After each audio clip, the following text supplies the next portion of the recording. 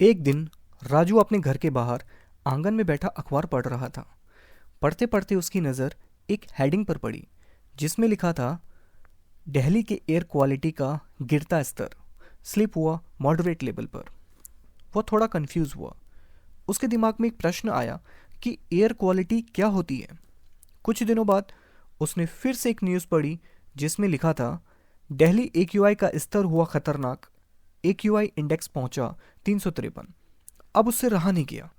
उसने सोचा कि क्यों ना मैं इस बारे में अपने सर से बात करूं। वह अपने सर के पास गया और उनसे पूछा कि सर, ये AQI क्या होता है? क्या एयर क्वालिटी को मेजर किया जा सकता है? कैसे? क्या इसके लिए कोई पैरामीटर्स होते हैं? और अगर एयर क्वालिटी कंटिन्यूअसली नीचे गिरती चली जाए तो इससे क्या होगा? उसके ढेर सारे प्रश्नों को सुनकर टीचर थोड़ा मुस्कुराए। तब टीचर उसे अपने रूम में ले गए, जहां उन्होंने उसे बताया कि बेटा, जिस दिल्ली को आप आज देख रहे हो वो हमेशा से ऐसी नहीं थी। एक दौर था जब वो काफ़ी साफ सुथरी थी। ये देखो इंडिया गेट के पास कैसी हरियाली है, कितना फ्री स्पेस है, कोई इंफ्रास्ट्रक्चर नहीं, कोई रश नहीं। राजू ने फिर पूछा, तो फिर कैसे एक साफ सुथरा स्पेस इतना अधिक प्रदूषित हो गया? क्योंकि अगर दिल्ली के साथ ऐसा हो सकता है तो फिर ये भारत के किसी भी शहर के साथ हो सकता है। और भारत ही क्यों, पूरी दुनिया में कहीं भी हो सकता है। राजू रिक्वेस्ट करने लगा कि सर प्लीज़ मुझे AQI के बारे में पूरी जानकारी दीजिए। तब टीचर उसे शांत करते हुए कहते हैं, चलो राजू, AQI से पहले हम उन फैक्टर्स को जानेंगे जिनके कारण पॉल्यूशन बढ़ता है। नंबर 1, धूल कण। हमारे आसपास बहुत से ऐसे स्थान हैं जहां से धूल के कण वायुमंडल में पहुंचते हैं, जैसे खाली पड़े खेत, सड़कों से उड़ती धूल, कंस्ट्रक्शन साइट से उड़ती धूल, और ये सब मिलकर पॉल्यूशन को बढ़ाते हैं। नंबर 2, गाड़ियाँ। गाड़ियों में ईंधन के जलने से बहुत सी गैसें वायुमंडल में पहुंचती हैं, जैसे carbon dioxide, carbon monoxide, sulphur dioxide, nitrous oxide. ये सभी पॉल्यूशन को बढ़ाते हैं। नंबर 3, उद्योग। उद्योग भी पॉल्यूशन को बढ़ाने में काफ़ी अधिक रिस्पॉन्सिबल होते हैं। उद्योगों से वायुमंडल में सल्फर डाइऑक्साइड, VOC यानी कि वॉलेटाइल ऑर्गेनिक कंपाउंड, और हानिकारक क्लोरीनेटेड कंपाउंड्स पहुंचते हैं। और इन सभी के अलावा पराली जलाने के कारण भी वायु प्रदूषण तेजी से बढ़ रहा है। दिल्ली के आसपास पंजाब हरियाणा के किसान फसलों की कटाई के बाद बची हुई पराली को जला देते हैं, जिसके कारण दिल्ली और उसके आसपास के वायुमंडल में कार्बन डाइऑक्साइड और कार्बन मोनोऑक्साइड गैस काफ़ी अधिक मात्रा में बढ़ रहे हैं। इससे भी एयर क्वालिटी कम होती जा रही है। राजू के दिमाग में फिर से एक प्रश्न आया कि दिल्ली और उसके आसपास के इलाकों में हर दिन धुंध लगी रहती है, स्मॉग लगा रहता है, तो फिर इसका पता कैसे चलता है कि आज प्रदूषण ज़्यादा है और कल कम था? तब टीचर बताते हैं कि प्रदूषण के स्तर को मापने के लिए ही एक इंडेक्स बनाया गया है जिसे कहते हैं नेशनल एयर क्वालिटी इंडेक्स, जो यह बताने में सक्षम होता है कि प्रदूषण का स्तर कल बेहतर था या आज है। प्रदूषण के स्तर को बताने के लिए यह इंडेक्स 8 पॉल्यूटेंट्स का सहारा लेते हैं। ये 8 पॉल्यूटेंट्स हैं, number 1 PM2.5, number 2 PM10, number 3 ammonia, number 4 lead, number 5 nitrogen oxide, number 6 sulphur dioxide, number 7 ozone, और नंबर 8 कार्बन मोनोऑक्साइड। इन 8 पॉल्यूटेंट्स के आधार पर नेशनल एयर क्वालिटी इंडेक्स में 6 कैटेगरी बनाई गई हैं, जिसमें पॉल्यूटेंट्स की मात्रा के आधार पर वायु को 1 से लेकर 500 अंक दिए जाते हैं, और इस आधार पर वायु की गुणवत्ता का आकलन किया जाता है कि हवा की क्वालिटी गुड है या बैड। राजू थोड़ा कंफ्यूज हुआ और कहने लगा कि सर एक्सप्लेन कीजिए प्लीज। तब टीचर थोड़ा मुस्कुराते हैं और कहते हैं, भारत में वायु की गुणवत्ता को मापने के लिए नेशनल एयर क्वालिटी इंडेक्स जारी किया जाता है। यह इंडेक्स भारत सरकार की संस्था केंद्रीय प्रदूषण नियंत्रण बोर्ड के द्वारा जारी किया जाता है। सबसे पहले 2014 में स्वच्छ भारत अभियान के तहत नेशनल एयर क्वालिटी इंडेक्स को सेटअप किया गया था, परंतु ऑफिशियली इसे 2015 में दिल्ली समेत भारत के 10 प्रमुख शहरों के लिए लॉन्च किया गया था। ये 10 शहर ये हैं: दिल्ली, आगरा, कानपुर, लखनऊ, वाराणसी, फरीदाबाद, अहमदाबाद, चेन्नई, बंगलुरु और हैदराबाद। इसका प्रमुख उद्देश्य था पूरे भारतवर्ष में, विशेष रूप से एनसीआर क्षेत्र में वायु की गुणवत्ता को मापना और इस गुणवत्ता में सुधार करना। इसके लिए पूरे 24 घंटे के दौरान वायुमंडल में इन 8 पॉल्यूटेंट्स को चेक किया जाता है और उनकी मौजूदगी के आधार पर वायु को इन 6 कैटेगरी में बांट दिया जाता है। इसमें जिस क्षेत्र की वायु में पॉल्यूटेंट्स का स्तर कम होता है उनकी इंडेक्स वैल्यू कम होती है, और जिन क्षेत्रों की वायु में पॉल्यूटेंट्स का स्तर ज़्यादा होता है उनकी इंडेक्स वैल्यू बढ़ जाती है। 50 से कम वैल्यू को सबसे अच्छा माना जाता है, जबकि 400 से अधिक वैल्यू बहुत ही खतरनाक साबित होती है। इस आधार पर हम यह पता लगा सकते हैं कि पिछले 24 घंटों के दौरान वायु की गुणवत्ता कैसी रही। इसे आम जनमानस में और अधिक आसान बनाने के लिए रंगों का सहारा लिया जाता है, यानी कि अच्छी गुणवत्ता वाली वायु के लिए हरे रंग का प्रयोग किया जाता है और खराब गुणवत्ता वाली वायु के लिए लाल रंग का प्रयोग किया जाता है। इसीलिए इस इंडेक्स को शुरू करने के दौरान यह नारा दिया गया था, 1 नंबर 1 कलर 1 डिस्क्रिप्शन। इसी आधार पर दिल्ली की एयर क्वालिटी की रिपोर्ट सामने आई है, जिसमें वायु की गुणवत्ता 353 है, जिसका मतलब है वेरी पुअर एयर क्वालिटी। अब राजू की समझ में आया कि एयर क्वालिटी क्या होती है और उसे कैसे मापा जाता है, परंतु अभी भी उसके मन में बहुत सारे प्रश्न घूम रहे थे। तब राजू ने पूछा कि अगर किसी शहर की एयर क्वालिटी वर्स्ट से वर्स्ट होती चली जाए तो क्या होगा। तब टीचर राजू को इस बारे में बताते हैं कि नेशनल एयर क्वालिटी इंडेक्स को मापने के लिए जिन 8 पॉल्यूटेंट्स का सहारा लिया जाता है उनकी मात्रा बढ़ने से बहुत ही खतरनाक परिणाम सामने आते हैं। सबसे पहले बात करते हैं PM 2.5 की।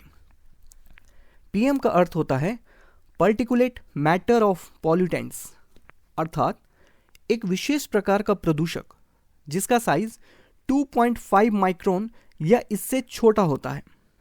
राजू कुछ पूछ पाता, इससे पहले ही टीचर उसकी मनोदशा को समझ गए थे।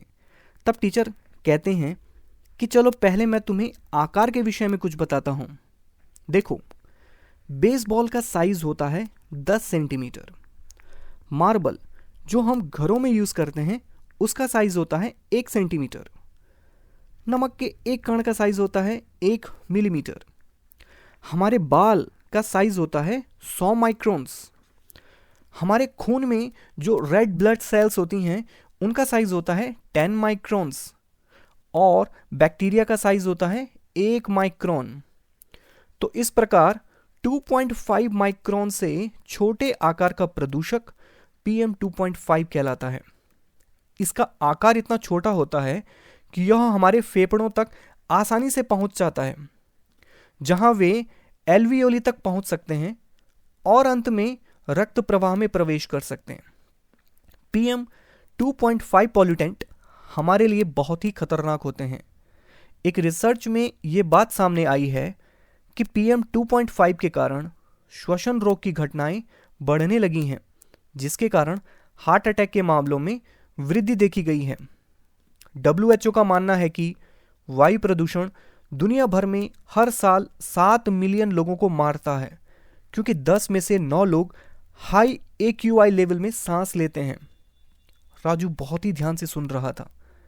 टीचर आगे बताते हैं PM 10 के बारे में। PM 10 में पार्टिकल का साइज 10 माइक्रोन से छोटा होता है। इसके कारण खांसी, नज़ले की शिकायत और आंखों में जलन पैदा होती है।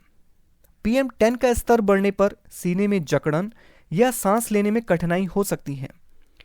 इसके बाद टीचर आगे बताते हैं ओजोन के बारे में। ओजोन एक बहुत ही घातक गैस होती है, परंतु टीचर आगे कुछ बता पाते इससे पहले ही राजू पूछ लेता है कि सर, ओजोन तो हमारे लिए काफ़ी इंपॉर्टेंट गैस होती है। यह सूर्य की खतरनाक पराबैंगनी किरणों से हमारी रक्षा करती है। टीचर मुस्कुराते हैं और कहते हैं ओजोन वायुमंडल के ऊपरी सतह और धरातल दोनों जगह पाई जाती हैं, जिस कारण से इसे गुड ओजोन और बैड ओजोन भी कहते हैं। ऊपरी वायुमंडल के स्ट्रेटोस्फीयर में मौजूद ओजोन ऑक्सीजन के 3 एटम के मिलने से बनती हैं और सूर्य से आने वाली हानिकारक पराबैंगनी किरणों से धरती की रक्षा करती हैं, जिस कारण इसे गुड ओजोन कहते हैं। जबकि धरती की सतह के पास मौजूद ओजोन को बैड ओजोन कहते हैं, क्योंकि यह ऑक्सीजन के एटम से नहीं बनती है, बल्कि यह नाइट्रोजन ऑक्साइड और वॉलेटाइल ऑर्गेनिक कंपाउंड के केमिकल रिएक्शन के कारण बनती है। वॉलेटाइल ऑर्गेनिक कंपाउंड ऐसे कार्बनिक रसायन होते हैं जिनमें कमरे के सामान्य ताप पर भी उच्च वायुदाब होता है। कुछ VOC के एग्जाम्पल्स हैं, जैसे बेंजीन, मैथिलीन क्लोराइड, MTBE। ये सभी बहुत घातक होते हैं। तो इस प्रकार नाइट्रोजन ऑक्साइड जब सूर्य की उपस्थिति में VOC के साथ मिलती है तो एक खतरनाक केमिकल रिएक्शन को जन्म देती है। इसे ही हम ग्राउंड लेवल ओजोन कहते हैं। इसके कारण सांस लेने में दिक्कत आती है और अधिकतर दशाओं में अस्थमा की बीमारी होने लगती है। ये ओजोन न केवल इंसानों को बल्कि इकोसिस्टम को भी प्रभावित करती है। इसके अलावा अमोनिया, लेड, सल्फर डाइऑक्साइड और कार्बन मोनोऑक्साइड के बढ़े हुए स्तर में लंबे समय तक रहने से फेफड़ों की बीमारी, अस्थमा और हृदय रोग जैसी गंभीर बीमारियां होती हैं। तो देखा Raju, national air quality index में जिन पैरामीटर्स को रोजाना चेक किया जाता है उनके बढ़े हुए स्तर बहुत खतरनाक साबित होते हैं। राजू पूछता है, तो क्या सर केवल दिल्ली में ही इतना प्रदूषण है? टीचर मुस्कुराते हुए कहते हैं, ऐसा नहीं है कि केवल दिल्ली में ही प्रदूषण होता है, बल्कि अन्य शहरों में भी ऐसा प्रदूषण होता है। आओ मैं तुम्हें बताता हूं कि देश के अन्य शहरों का एयर क्वालिटी इंडेक्स कितना है। चेन्नई का एयर क्वालिटी मॉडरेट है, इसका इंडेक्स वैल्यू 110 है। आगरा का एयर क्वालिटी मॉडरेट है, इसका इंडेक्स वैल्यू 140 है। अहमदाबाद का एयर क्वालिटी मॉडरेट है, इसका इंडेक्स वैल्यू 184 है। बंगलुरु का एयर क्वालिटी सेटिस्फैक्ट्री है, इसका इंडेक्स वैल्यू 78 है। चंडीगढ़ का एयर क्वालिटी मॉडरेट है, इसका इंडेक्स वैल्यू 154 है।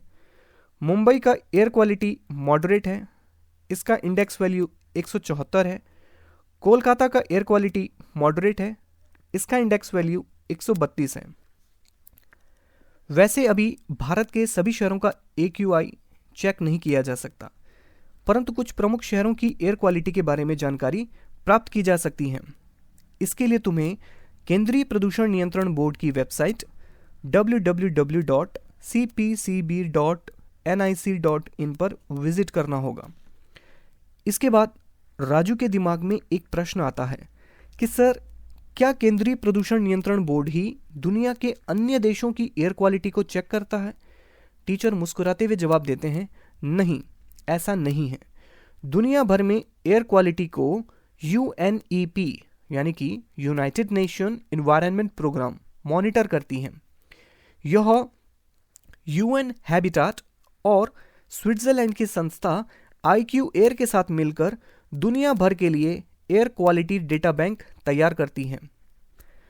इसके अलावा भारत में जिस प्रकार एयर क्वालिटी को मापने के लिए नेशनल एयर क्वालिटी इंडेक्स का प्रयोग किया जाता है, उसी प्रकार कनाडा में एयर क्वालिटी हेल्थ इंडेक्स प्रयोग में लाते हैं, मलेशिया में एयर पोल्यूशन इंडेक्स का प्रयोग करते हैं और सिंगापुर में पॉल्यूटेंट स्टैंडर्ड्स इंडेक्स प्रयोग में लाते हैं। इसके अलावा राजू, मैं तुम्हें दुनिया भर के प्रदूषित शहरों के बारे में भी बताता हूं।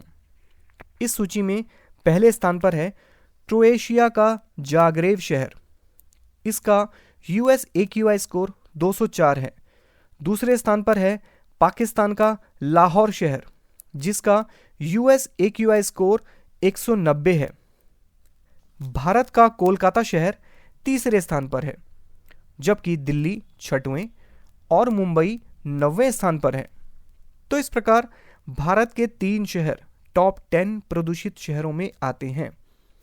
इतना सब सुनकर राजू बहुत खुश था, क्योंकि अब उसकी समझ में आ गया था कि AQI क्या होता है, इसे कैसे मेजर किया जाता है और इसके अंतर्गत कितनी कैटेगरीज आती हैं।